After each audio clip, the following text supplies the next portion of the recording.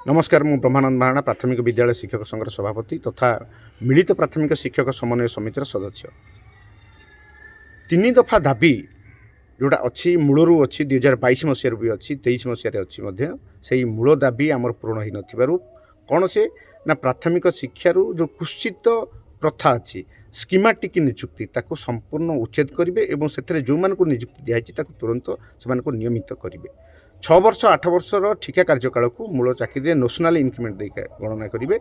द्वितीय दाबीटा है कौन ना द्वितीय दाबीटा है समस्त VA टीचर मानक केंद्रीय हार अर्थात 35,400 टंका दरमारू आरंभ करेंगे। तृतीय है शिक्षा अधिकार आईन अनुजाई समस्त सुविधा सुजोग प्राथमिक शिक्षक मानक देवे।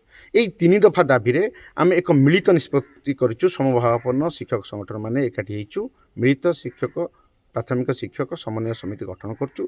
से तीनोटी मौलिक दाबी उपरे आमे आसंता फेब्रुआरी 14 और 15 तारिख में धारणा और आंदोलन कार्यक्रम करूँ।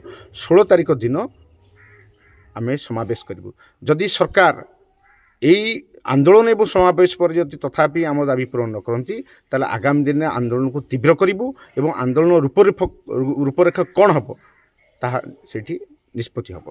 तेणु आप भावतुनि जे 16 तारिख समावेश अच्छी तापर आंदोलन भांगी पलि आसे बोली से कथा नुहे।